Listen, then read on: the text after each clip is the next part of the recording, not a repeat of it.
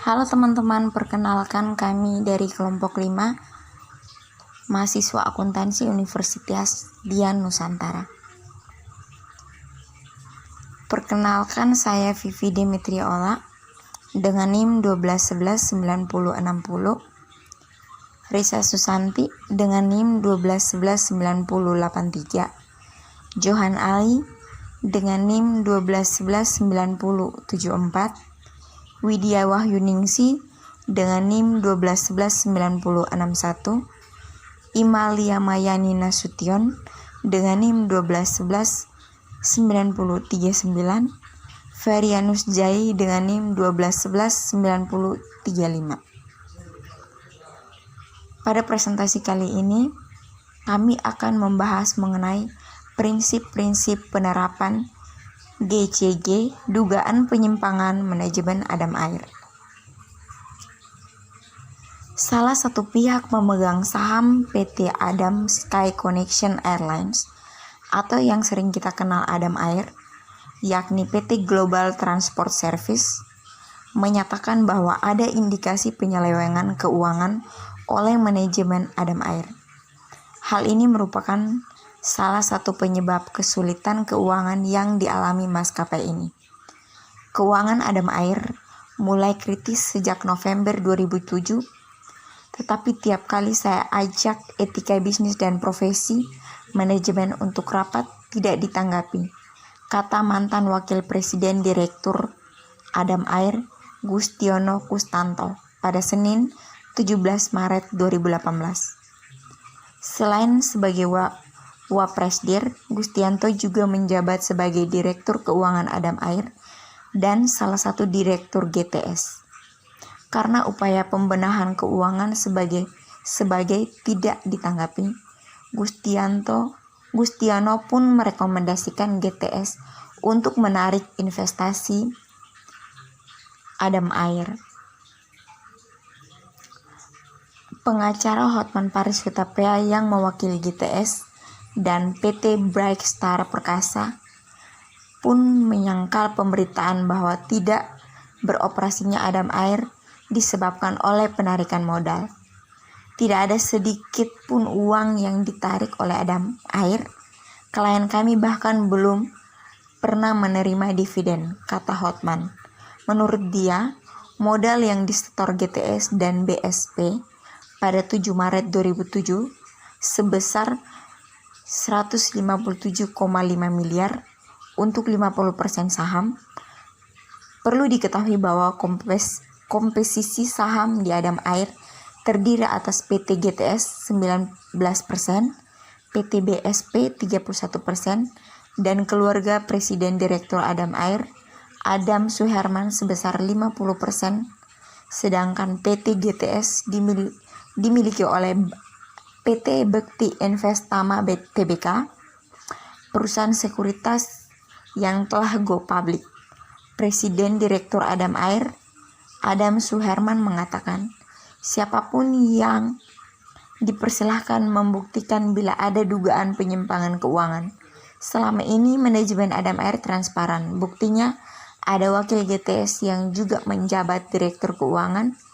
Sebagaimana diketahui, perusahaan penerbangan Adam Air telah beberapa kali mendapat sorotan karena perusahaan ini beberapa kali menghadapi musibah kecelakaan pesawat. Secara tiba-tiba ada berita perselisihan antara pemegang saham dengan perusahaan manajemen, sehingga menyebabkan perusahaan terancam menghentikan operasinya. Apabila keputusan penghentian operasi penerbangan ini bersamaan dengan masa liburan panjang, sehingga tentu saja merugikan ribuan calon penumpang yang telah terlanjur membeli tiket Adam Air tersebut. Belum lagi sekitar 3.000 karyawan Adam Air akhirnya mengalami kebingungan dan nasibnya menjadi tidak menentu. Sumber Kompas 2008.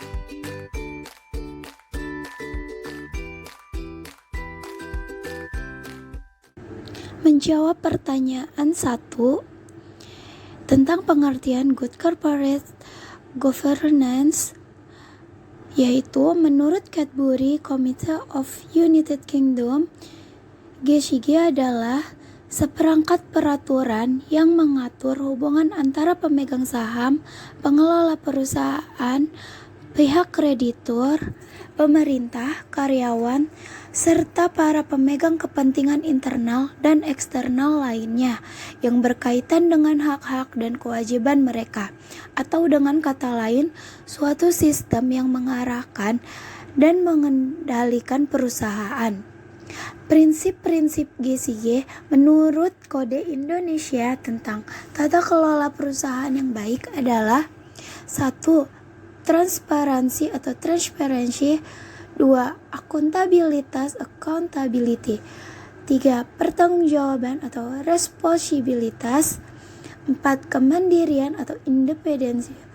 5. Kewajaran atau fairness. Struktur manajemen PT Adam Air, di mana pendirinya Adam Suherman yang menguasai 50% saham dan wakil presiden sekaligus Direktur Keuangan Gustiono Kustanto juga mewakili PT Baktil Investama yang menguasai 50% saham, dan direksi lainnya yang berasal dari keluarga Adam Suherman, mencerminkan bahwa kondisi manajemen yang demikian adalah tidak sesuai dengan prinsip GCG, yaitu transparansi. Manajemen Adam Air tidak saling terbuka dalam pengambilan keputusan dan penyampaian informasi, sehingga terjadinya ketidakharmonisan antara dewan komisaris. Akuntabilitas. Manajemen Adam Air saling curiga mengenai laporan keuangan dan pengelolaan keuangan, sehingga hal ini sangat berpengaruh terhadap operasional perusahaan. Kemandirian. Karena dalam struktur manajemen Adam Air tidak ada pemegang saham yang mayoritas dan saham minoritas, sehingga hal ini sulit untuk mengambil kebijakan dan juga tidak ada pihak yang independen atau komisaris dan direktur independen. Kewajaran. Karena manajemen Adam Air hanya mementingkan pemegang saham dan tidak mempertimbangkan stakeholder yang lain.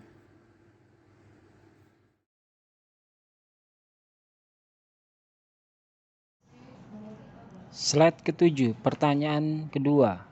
Coba Anda jelaskan, identifikasikan siapa saja yang dapat masuk dalam kelompok kepentingan stakeholder, serta apa saja kepentingan para pemangku kepentingan untuk Adam Air tersebut.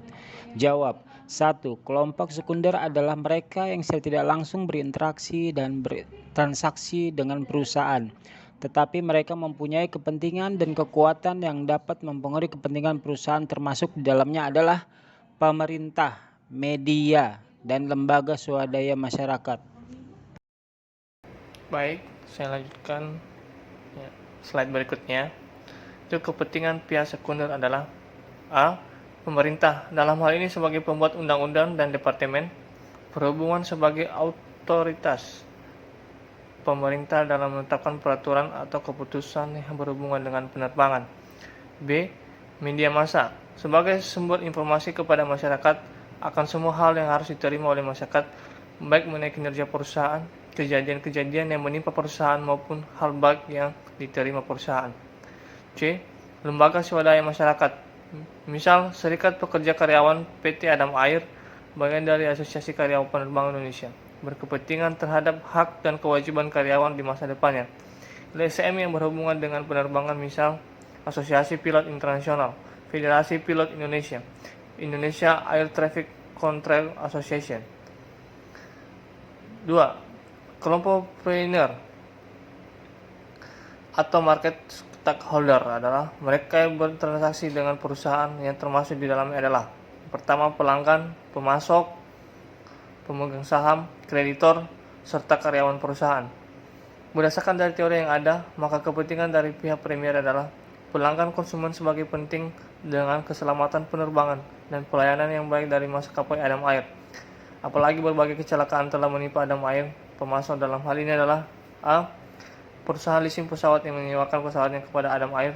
Mereka tentunya berkepentingan terhadap ketetapan pembayaran sewa pesawat. B. PT Angkasa Pura juga mengharapkan ketepatan waktu atas biaya yang berkaitan dengan penggunaan bandara, apalagi Adam Air sering menunggak. C. PT Pertamina sebagai pemasok bahan bakar. D. Produsen spray pesawat.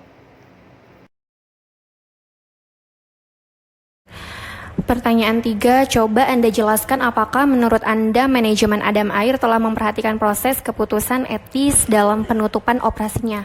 Yang pertama jawabannya 1, Velasquez 2005.10, etika merupakan ilmu yang mendalami standar moral perorangan dan standar moral masyarakat yang didukung dengan penalaran yang bagus atau yang jelek. Yang kedua, Bertens 1993.24, istilah etika berasal dari bahasa Yunani kuno. Kata Yunani etos dalam bentuk tunggal mempunyai banyak arti, namun dalam bentuk jamak artinya adalah adat kebiasaan. Kata etika ini telah dipakai oleh filsuf Yunani besar Aristoteles yang sudah dipakai untuk menunjukkan sifat moral. Maka kata etika berarti ilmu tentang apa yang biasa dilakukan atau ilmu tentang adat kebiasaan. Menurut Kamus Bahasa Besar bahasa Indonesia, etika dijelaskan dengan membedakan 3 arti. Yang pertama, 1, ilmu tentang apa yang baik dan apa yang buruk dan tentang hak dan kewajiban moral akhlak. Yang kedua, kumpulan asas atau nilai yang berkenaan dengan akhlak.